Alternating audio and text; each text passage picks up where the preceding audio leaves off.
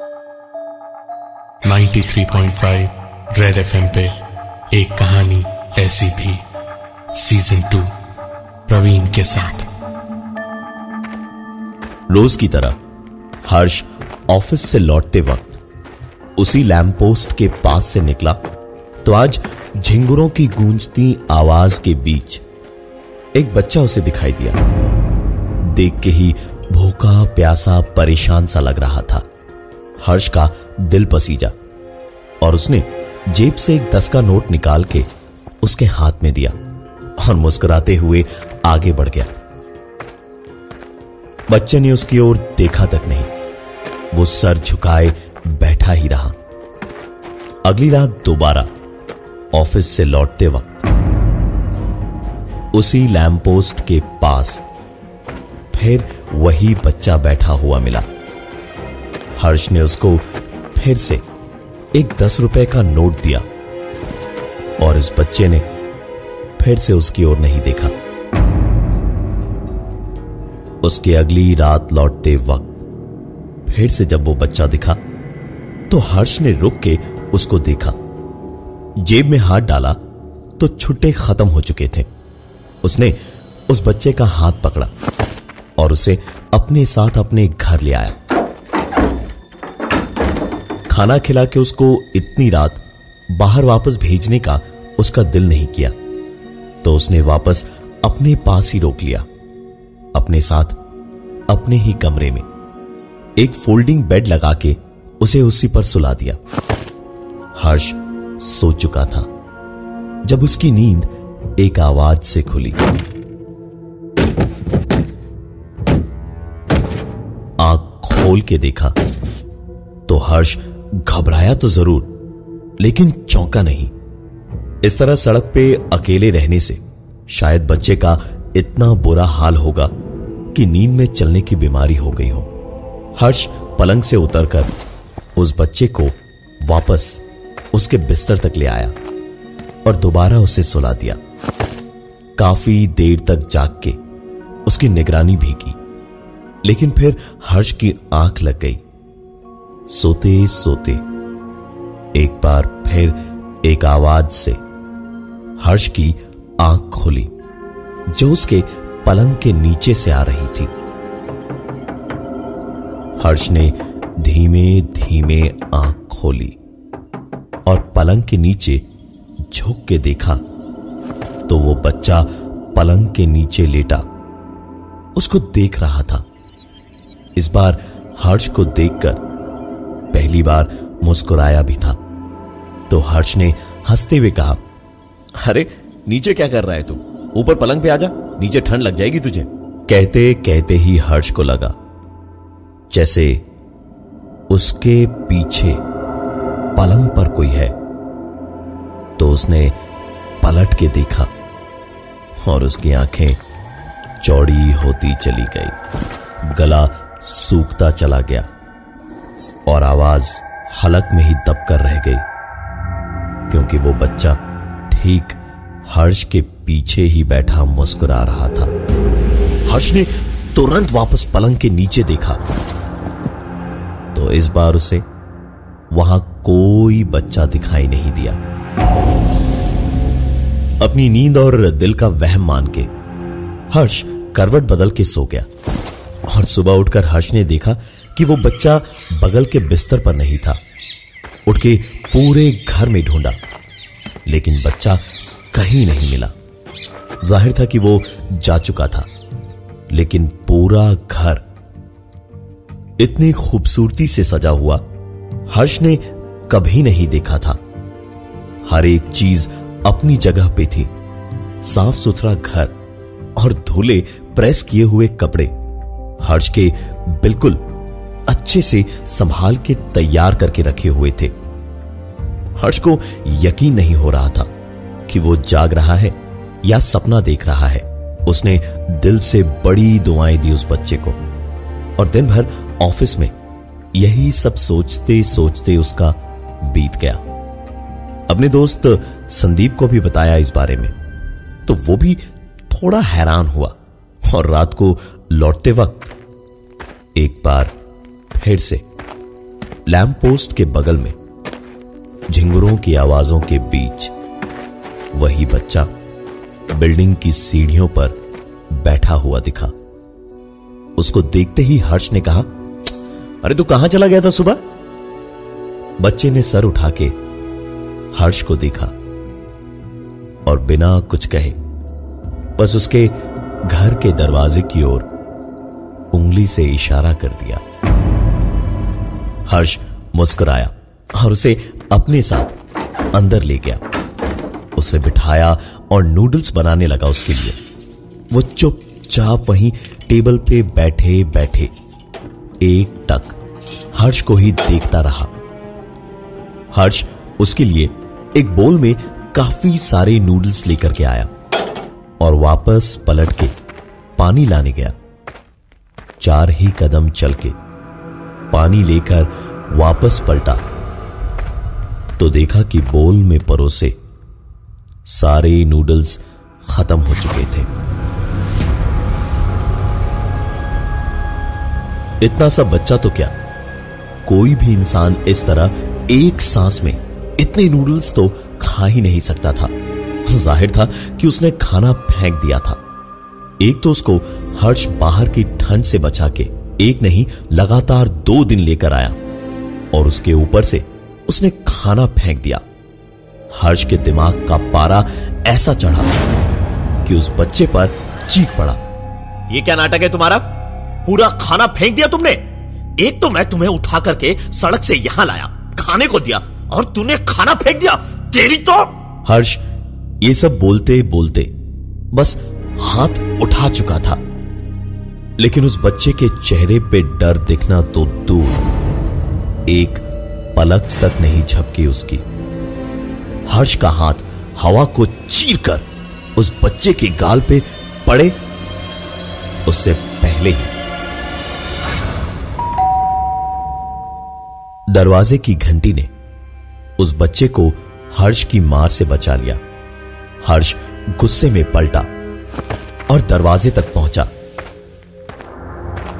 दरवाजा खोला तो उसकी खिसियाहट और बढ़ गई क्योंकि बाहर कोई नहीं था। हर्ष ने बाहर झांक के देखा ही था कि वापस अंदर से रोने की आवाजें आने लगी। हर्ष ने पलट के देखा तो अब उसकी चिढ़ हैरानी में बदल गई थी, क्योंकि वो बच्चा अंदर नहीं था, लेकिन रोने की आवाज पूरे घर के हर कोने में बराबर सुनाई दे रही थी। ध्यान से सुना तो समझ आया कि रोने की यह आवाज बाथरूम के अंदर से आ रही थी। जरूर वो बच्चा बाथरूम में छुप के बैठा है मार से बचने के लिए। हर्ष को उस बच्चे पर तरस आ गया और सोचा कि अब नहीं डांटेगा उसे, और यही सोचता हुआ हर्ष आगे बढ़ा और बाथरूम का दरवाजा खोलते हुए उसने कहा, अच्छा भाई, अब कभी नहीं डांटूंगा तुम्हें, बाहर आ जा। अपनी बात हर्ष पूरी भी नहीं कर पाया, क्योंकि अंदर जहां बाथरूम से रोने की आवाजें आ रही थी वहां कोई था ही नहीं। जिस तरह से किसी तेज आवाज से नींद खुलने पर इंसान चौंकता है, वैसे ही चौंक के हर्ष भी जैसे नींद से ही जागा। तुरंत बाथरूम की खिड़की बंद की और घर की बाकी सारी खिड़कियां और दरवाजे भी उसने बंद कर दिए और चुपचाप आकर अपने बिस्तर पर लेट गया। आधी नींद में एक बार फिर उसे एक आवाज आने लगी।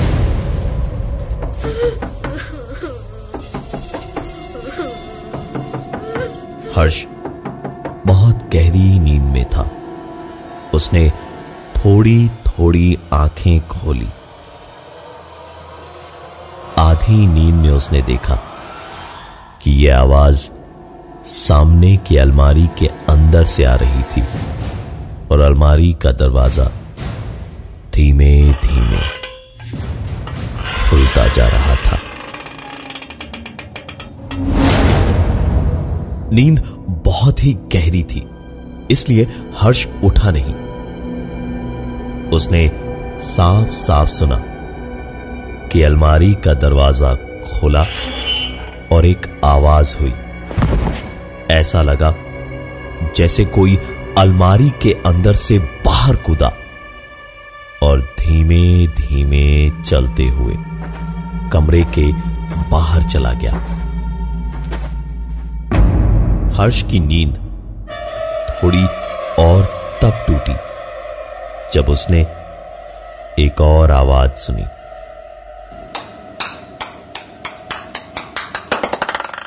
हर्ष उठकर बैठा, इधर उधर देखा तो दिखाई कोई नहीं दिया, लेकिन आवाज अब बढ़ गई थी।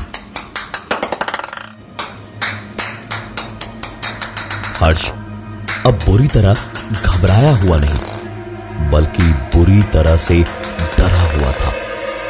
पूरी रात वो इंतजार करता रहा कि सुबह कब होगी, और बाहर जो भी हॉल में खेल रहा था वो शायद इस बात का इंतजार कर रहा था कि कब उठकर हर्ष बाहर आए।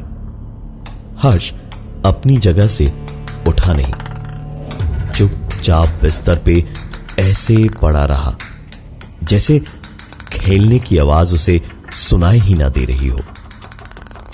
सुबह की रोशनी की पहली किरण फूटी तो हर्ष तुरंत उछल के उठा और पूरे घर में दौड़ा ये देखने कि कौन था घर में, लेकिन घर में उसे कोई दिखाई नहीं दिया।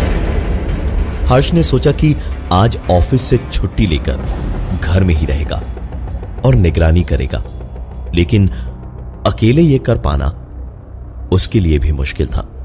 उसने तुरंत ऑफिस के दोस्त संदीप को फोन लगा के उसको घर आने को कहा, और संदीप जब दौड़ा दौड़ा पहुंचा तो पूरी बात हर्ष ने उसे तफसील से बताई। संदीप बिल्कुल मुंह पर सच बोलने वालों में से था। उसने सब कुछ सुन के साफ साफ हर्ष के मुंह पर बोल दिया, देख भाई, तुझे हुआ है तगड़ा वहम, पागल होने से पहले डॉक्टर दिखा ले। आज तो मैं रुक जाऊंगा, कल क्या करेगा? हाँ? हर्ष के चेहरे पर जैसे लिखा था कि वो सच ही बोल रहा है। संदीप पूरे दिन उसके साथ वही रहा, और जब पूरा दिन बड़े ही आराम से निकल गया तो चिढ़कर संदीप ने कहा, भाई देख, पूरा दिन निकल गया, अब जरा चल बाहर, वरना ऐसे जेल की तरह मैं नहीं रह सकता यार। बाहर जरा सा गला गीला करके आते हैं, फिर मैं रात को यहीं रुक जाता हूं। हाँ? हर्ष के लिए तो अच्छा ही था कि रात को वो आराम से सो पाएगा अगर कोई उसके साथ रहता। दोनों घूमने टहलने निकले तो कुछ एक घंटे के बाद लौटे। घर के दरवाजे के पास पहुंचते ही एक बार फिर हर्ष के हाथ पांव ठंडे हो गए, क्योंकि वो बच्चा वहीं सीढ़ियों पर बैठा था। हर्ष ने संदीप को दिखाते हुए चिल्लाते हुए कहा, भाई वो देख, वो देख, मैंने कहा था ना, वहीं पर बैठा हुआ है। पता नहीं क्या चाहता है वो मुझसे, पता नहीं क्या चाहता है मुझसे वो। हाँ? संदीप ने हर्ष को देखा, फिर पलटकर दरवाजे की सीढ़ियों की ओर देखा और हैरान सा होकर उसने हर्ष से कहा, कौन सा लड़का? कहां है लड़का? यहां पर कोई लड़का नहीं है, तुझे चढ़ गई है, इसलिए मैं कह रहा था ज्यादा मत पी। लेकिन हर्ष पे तो जैसे पागलपन सवार था। वो चिल्ला चिल्ला कर संदीप से झगड़ने लगा, तू भी इसके साथ मिला हुआ है ना? सच सच बोल, क्या चाहते हो तुम लोग? हाँ? क्यों मुझे ऐसे परेशान कर रहे हो? चाहते क्या मुझसे आखिर? हाँ? क्या चाहते हो? मुझे मारना चाहते हो?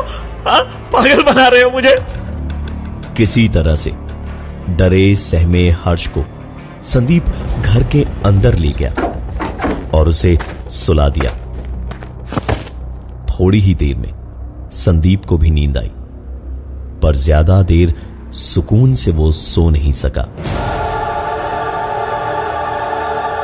क्योंकि आधी नींद में ही संदीप की आंख खुली एक आवाज से।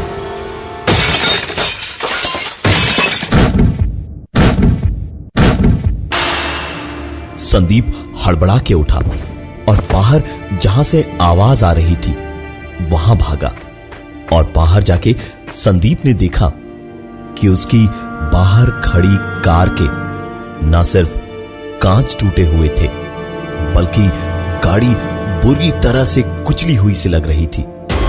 किसी ने बहुत भारी किसी चीज से पूरी गाड़ी की छत पे मार मार के पूरी छत को कुचल सा दिया था। संदीप वहीं खड़े खड़े जोर से चिल्लाने लगा, अबे कौन है? हाँ, हिम्मत है तो साले सामने आ, चीर के रख दूंगा साले, सामने आ, हिम्मत है तो। चीख पुकार सुन के हर्ष बाहर आया दौड़ता हुआ, तो संदीप का गुस्सा बुरी तरह भड़क गया और संदीप जबड़े भींच के हर्ष को गुस्से से घूरते हुए कहने लगा, ये हथौड़ा तेरे हाथ में कैसे आया? तूने मेरी गाड़ी तोड़ी? साले पागल बनने का नाटक करके दुश्मनी निकाल रहा है तू मुझसे? हर्ष दरअसल संदीप का फाइनेंस का काम देखता था। संदीप के पास बहुत पैसा था। इधर का उधर और उधर का इधर करने में संदीप माहिर था, और कुछ शौक ऐसे जिनको शायद भगवान तो क्या शैतान भी माफ ना करता। संदीप का काला धंधा था बच्चों की पॉर्न इंडस्ट्री का और उनसे ड्रग्स बिकवाने का। हर्ष को यह सब पता ही नहीं था। अक्सर जब संदीप हर्ष के फ्लैट की चाबी मांगता तो हर्ष उसे चाबी दे दिया करता था, लेकिन उसे यह नहीं पता था कि उसके पीठ पीछे इस घर में क्या होता है। उस बच्चे को भी ऐसे ही हर्ष के घर में संदीप लेकर आया था। लड़के ने जब शोर मचाना शुरू किया तो संदीप ने उसका गला घोंट कर उसे मार दिया। संदीप को कभी समझ ना आता ये सब क्या हो रहा था। अगर हर्ष से झगड़े के दौरान होती हाथापाई के बीच में अचानक उसकी नजर हर्ष के घर की खिड़की पर न जाती, क्योंकि वहां उसे वही बच्चा दिखाई दिया। संदीप ने रोते रोते हर्ष को पूरी बात बताई। हर्ष पे न जाने कौन सा खून सवार था, न जाने उसके अंदर कितनी नफरत थी अपने दोस्त संदीप के लिए। उसने उसी हथौड़े से मार मार के वही संदीप को मार डाला और फिर पास के नाले में उसकी लाश को फेंक दिया। उसे जब होश आया तो दर्द से भन्नाते हुए सर को पकड़े घर वापस जा रहा था, और पहली बार वही बच्चा मुस्कुराता हुआ उसे ना तो लैंप पोस्ट के नीचे और ना ही अपने घर की सीढ़ियों पर दिखाई दिया, बल्कि अपना हाथ हिलाते हुए। हर्ष ने इस बार उसे देख के ना ही उसे कुछ दिया और ना ही कुछ कहा, चुपचाप उसे अनदेखा करके वापस अपने घर के अंदर चला गया। उस दिन के बाद से संदीप को आज तक वो बच्चा कभी दोबारा कहीं दिखाई नहीं दिया है, लेकिन किसी लैंप पोस्ट या ट्रैफिक सिग्नल पर बैठे बच्चे को देखकर एक बार उसकी भी रूह कांप जाती है। मैं हूं प्रवीण, और ये थी आज की एक कहानी ऐसी भी। 93.5 रेड एफएम पे एक कहानी ऐसी भी सीजन 2 प्रवीण के साथ।